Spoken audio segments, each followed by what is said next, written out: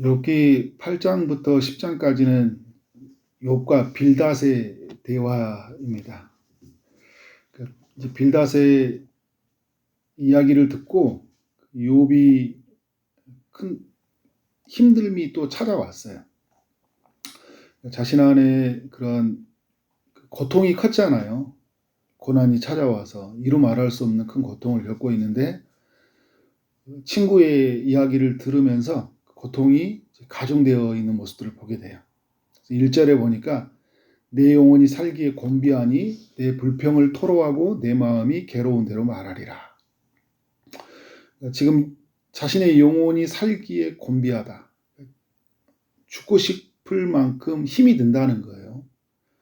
여러분, 누군가에게 함부로 말하면 안 돼요. 나는 이렇게 쉽게 그냥 이야기를 했는데 그 듣는 사람은 죽고 싶을 만큼 힘든 거예요. 마음의 괴로움이 이로 말할 수 없이 커요. 그 단어 하나하나가 그 가슴에 그런 후벼 팔 만큼 굉장히 힘든 고통이 있는 거예요. 쉽게 말을 하면 안 돼요. 우리 이런 이야기들이 누군가에게 고통을 줄 수 있다. 그러니까 지금 욥이 내가 살기에 곤비하니 이야기를 하고 있잖아요. 욥에게 그러면 이 고통이 찾아왔을 때 돌파구는 뭐냐? 우리가 이제 가해자가 되기도 하고 피해자가 되기도 하잖아요. 욥기를 읽으면 욥이 되기도 하고 욥의 친구들이 되기도 해요. 우리가 욥의 친구들 편에 섰을 때는 우리 말을 아껴야 되겠죠. 조심해야 되겠죠. 욥이 되었다 했을 때는 어떻게 될까?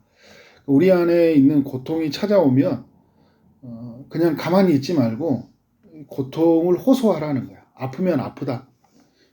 은혜 동산교회 협동 목사님으로 있고 이제 여러 치유 사역하고 있는 김유미 목사님이 그런 책을 썼잖아요. 아프면 아프고 힘들면 힘들다고 말하라. 이제 이런 책을 썼는데 우리 안에서 힘들고 어려운 일이 있잖아요. 고통을 호소해야 되죠. 신음의 소리, 내 신음하고 있는 걸 신호를 보내줘야 될 거예요, 아니에요, 그죠? 그 사람들에게도요, 기도 좀 해달라고 하고, 또 너무 힘들면 차 한잔 사달라고도 하고, 내 안에 있는 그런 불평들, 괴로움들을 이제 속에 있는 것들을 담아두지 말고 끌어내야 된다는 거죠. 기독교는 여러분 침묵의 종교가 아니에요. 침묵이 있죠. 그런데 침묵으로 돌을 닦는 종교는 아니야. 침묵이 있습니다. 침묵하면서 묵상하면서 하나님을 만나는 거예요. 그런데 괴롭다고 해서 계속 혼자만 이렇게 꽁꽁대는 게 아니라 괴로움을 이야기하세요. 나 너무 힘들다고, 어렵다고. 지금 이 욥이 친구 앞에서 괴로움을 토로하고 있죠. 친구는 다른 이야기를 하고 있지만 그런 자기를 받아주지는 않지만 나 지금 너무 힘들다. 사는 것이 곤비하다. 네 이야기를 들으니까 나 더 힘들어. 이제 이런 이야기를 하고 있는 거예요. 고통이 또 있을 때 우리에게 필요한 게 뭐냐면 시간이 필요한 것 같아요.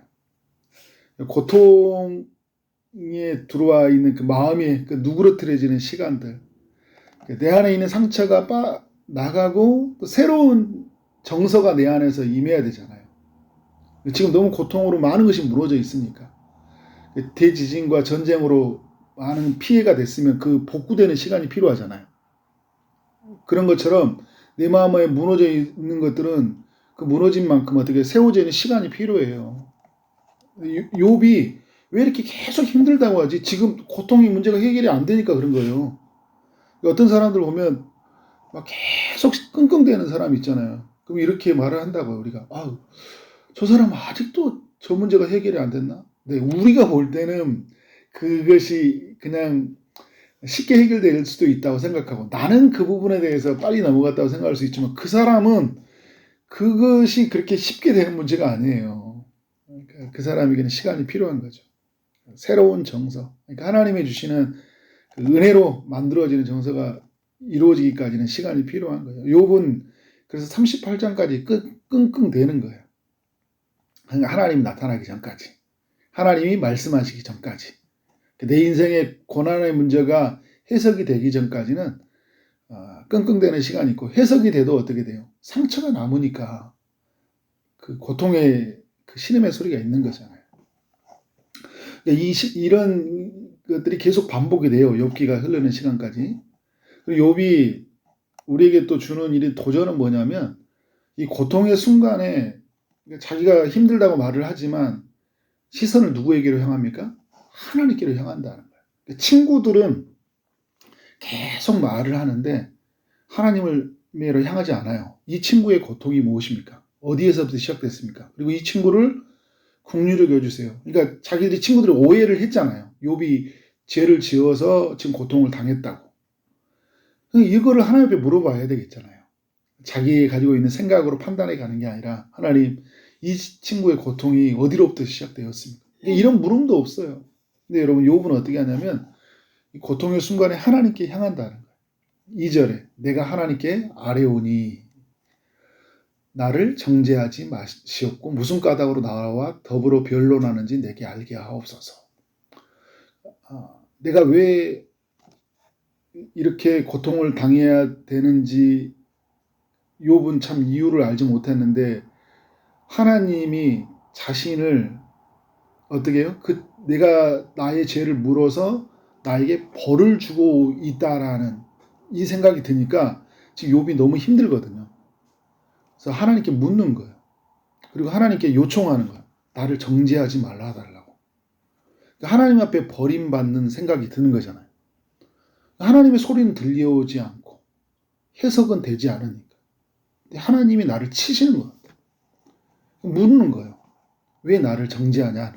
정죄하지 말라 달라고 요청을 하는 거죠. 3절에 보니까 주의 손으로 자신을 만들었는데 왜 저를 학대하고 멸시하느냐 묻는 거예요. 3절 하반절에 가지고 있는 또 너무 중요한 질문이죠. 악인에게 빛을 비추시기를 선히 여기시나이까. 그러니까 이 말은 무슨 말이냐면 깨를 부리는 악인들은 왜 내버려 두냐는 거예요. 욥이 가장 이해가 안 되는 부분이죠. 자신은 무슨 죄를 저질렀는지 모르겠는데 벌을 받고 있고 누가 봐도 죄를 지은 악인들은 하나님이 지금 내버려 두고 있는 거예요. 그러니까 죄가 없는 사람은 고난을 받고 죄 있는 사람은 형통하다. 이제 이런 질문이 생기는 거잖아요. 여러분 이게 되게 억울하잖아요. 나는 왜 엄청 강하게 하나님이 나를 이렇게 책망하시고 벌을 주시고 무슨 내가 잘못을 했길래 이렇게 나한테 고통을 주시고 저렇게 악한 자들에게는 하나님께서 내버려 두냐 라는 거죠.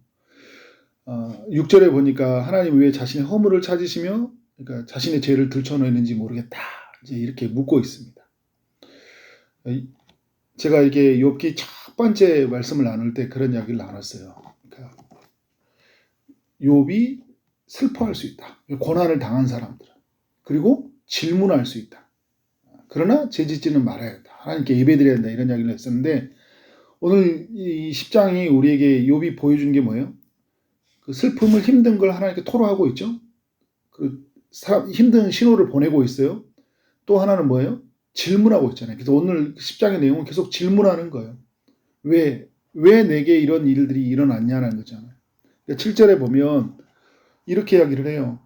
주께서는 내가 악하지 않은 줄을 아시나이다.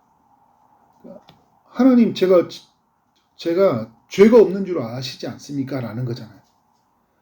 하나님도 알고 있는데 왜 저에게 죄의 값을 묻느냐라는 거예요. 자신이 어떤 존재예요? 주의 손으로 8절에 보니까 나를 빚으셨다. 그런데 왜 나를 멸하시지? 하나님 내가 창조물이잖아요. 하나님이 지금 우리로 보면 그런 거예요. 하나님이 나를 창조하시고 예수 그리스도의 그 피의 값으로 나를 구원하신 존재가 아닙니까?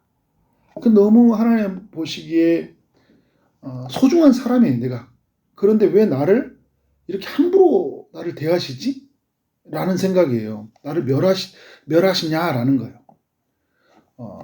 9절에 보니까 이렇죠. 나를 흙으로 뭉치듯 하였다. 흙으로 몸을 지었다는 거예요. 그런데 나를 다시 티끌로 돌려보냈다. 그러니까 흙으로 보냈던 이 인간을 어떻게 해요? 다시 티끌로 보내는. 굉장히 하찮은 나를 하나님께서 빚으셔서 창조물로 만드셨는데 다시 하찮은 존재로 여겨버리는 것 같은 거예요. 여러분 이게 또 상실감이 크잖아요. 내게 되게 사랑해줬던 사람이 갑자기 나를 버렸다고 생각해봐요. 이게 굉장히 큰 거예요. 11절에 보니까 자신에게 피부와 살, 뼈와 힘줄 모두 하나님이 만들어 주셨다. 그리고 12절에 생명과 은혜를 내게 주시고 내게 보살핌으로 내 영을 지키셨나이다. 그러니까 하나님은 이런 분이었거든요. 내게 생명도 주시고 은혜도 주시고 보살펴 주시고 지켜주시는 분이었다. 근데 왜 하나님이 나를 이렇게 버리시는 걸까? 이런 이야기 되는 거예요. 그런데 이러잖아요. 13절에 주께서 이것들을 마음에 품으셨나이다. 왜 나를 버리기로 마음에 품었냐는 거예요. 내 죄악을 사하지 아니하냐. 그러니까 욥도 가지고 있는 생각이 뭐냐면 떨쳐버릴 수 없는 생각이 고난이 있고 징계는 죄 때문이다라는 생각을 욥도 가지고 있어요. 근데 욥이 힘든 건 뭐냐면 그런데 자기는 죄를 지은 게 없다는 거예요. 분명히 하나님이 치신다면 치실 만한 이유가 있을 건데 그건 죄 때문일 거라는 거. 욥도 같은 그 생각이 친구들의 생각이 범주가 벗어나지는 않아요. 그런데 뭐냐면 자기의 죄가 전혀 떠오르지 않는 거예요. 근데 먼저 또 하나님이 네가 뭔지 저질러서 말이라도 해줘야 될 거 아니에요. 근데 그냥 막 때리기만 하는 거예요. 여러분 그런 거예요. 여러분 불러가지고 야 신형진 이리 와. 이거 종아리 걷어. 때리기부터 하는 거예요. 아니 왜 때리지? 맞고 있는 거예요. 내가 왜 맞는지 모르는데. 근데 내 옆에 보니까 나보다 더 이상한 행동을 하고 있는 애는 내버려 두고 있는 거예요. 너무 억울한 일이잖아요. 이 마음을 지금 욥이 계속 질문하고 있는 거예요. 오늘 그 8절에도 보면 멸한다, 티끌로 돌아가겠는데 14절에서 그래서 욥을 죄인 취급만 하고 사해주지 않는다. 16절에 보면 주님은 젊은 사자처럼 자신을 어떻게 하는 거예요? 사자처럼 나를 사냥한다. 사냥한다. 막 사자가 막 그 사냥감들 사냥하는 것처럼 하나님 나를 몰아붙이고 있는 그런 감정을 이야기하고 있는 거예요. 그리고 17절에도 보면 하나님이 자주 증거하는 자를 바꾸어 나를 치신다. 그러니까 여러 사건들이 있었죠. 그리고 지금 어떻게 해요?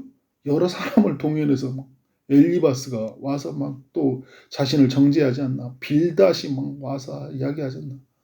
나중에 이제 소발이 있는데 막 점점 더 무례하게 막 함부로 말하면서 욥을 정죄를 하거든요. 욥은 이런 것들을 하나님께 질문하고 있어요. 그리고 이제 그 20절 이하에서 간청을 해요. 뭐라고 간청하냐면 나 지금 이제 살아갈 날이지 얼마 남지 않으니까 잠시나마 평안히 살도록 자신 좀 내버려 두라고. 그러니까 이제 고난이 없어달라고 하진 않아요. 뭐 그리고 해석도 필요 없으니까 다만 나 이제 곧 죽을 것 같으니까 좀 살아가려도 하나님 뭐 별일 좀 안 일어났으면 좋겠다. 참 이런 인간들 좀 찾아와서 막 이상한 이야기 좀 하지 않고 막 나한테 좀 평안하게 생을 마무리할 수 있도록 좀 하나님께 요청하고 있는 거예요. 오늘 그래서 10장이 여러분 어떤 내용이에요? 제가 처음에 했던 것처럼 힘들면 힘들다고 말할 수 있어요. 그리고 여러분 이해 안 되면 어떻게 된 거예요? 이해 안 되는 이야기 하나님 앞에 할 수 있어요. 그러니까 여러 질문이 우리 안에 생길 수 있잖아요. 왜 나에게 하나님 이런 고난이 생깁니까? 왜 돌아갑니까? 왜 우리의 자녀들 안에서 이런 일들이 일어납니까? 그냥 혼자 끙끙대지 말고요. 하나님께 물어보는 거예요. 아버지잖아요. 그죠? 나의 아버지. 이해 안 되는 수많은 이야기들이 있어요. 제가 주일도 어제 나눴던 이야기 있지만 오랫동안 같이 신앙생활하고 했는데 어떤 가정은 하나님 구원하시고 왜 우리 가정은 왜 이렇게 구원하지 않으시고 왜 남편, 우리 아내, 왜 자녀들하는 게 이 문제가 계속적으로 반복되는지 어떻게 물어보는 거예요. 왜 내게 이런 일을 허락하시는지. 욥은 여러분 자기가 답을 얻을 때까지 계속 물어봐요. 38장이 되었을 때 하나님이 그때 나타나셔서 말씀하셔요. 그래서 욥이 원하는 답변은 듣지는 않았지만 하나님께서 욥이 필요한 질문을 답을 하시는 거예요. 여러분 나중에는 그거예요. 내가 원하는 것이 답을 얻는 게 아니라 정말 내게 필요한 답을 얻게 되는 거예요. 그때까지 어떻게 돼요? 끙끙대고 있는 순간 머물러 있지 말고 말하고 어떻게 해요? 하나님께 무엇보다 하나님께 시선을 향해서 내게 있는 소리를 질문을 고통을 슬픔을 어떻게 해요? 다 이야기하라는 거예요. 그러니까 기도의 자리는 여러분 그런 곳이에요. 기도의 자리는 하나님께 우리가 묻는 것이, 그리고 그 답을 기다리는 것이. 우리에게 그런 은혜가 있기를 주의 이름으로 축원합니다. 네, 기도하도록 하겠습니다. 하나님 아버지, 여기서 10장을 통해서 우리에게 은혜 주시니 감사합니다. 하나님, 힘든 일들이 우리 안에 있습니다. 마음의 고통들이 있습니다. 많은 것들을 상실하고 또 이 상실한 것 또한 힘들지만 또 많은 사람들의 소리에 좌절하고 힘들 때가 많이 있습니다. 하나님, 이 힘듦의 소리를, 힘듦이 있을 때 신호를 보내게 하시고 또 이 신호를 보내는 이들이 있을 때 우리가 그 고통에 함께 동참할 수 있도록 인도하여 주옵소서. 하나님 앞에 무엇보다 시선을 향하게 하시고 우리의 고통을 호소하게 하시고 또 수많은 질문을 하나님께 묻게 하시고 하나님의 답을 기다리게 하여 주옵소서. 우리가 원하는 답이 아닐지라도 정말 우리가 꼭 들어야 될 그 필요한 하나님의 그 답변을 하나님 기다립니다. 주님께서 친히 임하셔서 우리에게 말씀하여 주옵소서. 오늘도 주의 응답을 기다리는 이들이 있으니 주님이 찾아가셔서 일하시되 특별히 주의 육체의 아픔 중에 있는 이들, 마음의 고통 중에 있는 이들에게 임하셔서 치료의 강선을 비춰주시고 고쳐 주옵소서. 취업을 준비하는 이들, 결혼을 준비하는 이들, 임신을 준비하고 출산을 준비하고 또 시험을 준비하고 나가는 모든 이들에게 은혜를 베풀어 주옵소서. 오늘 하루를 주신 하나님, 모든 일을 최선을 다해 일하게 하시되 하나님께 영광이요 우리 모두에게는 큰 기쁨이 되는 하루 되게 하여 주옵소서. 예수 그리스도 이름으로 기도를 쌓옵나이다. 아멘.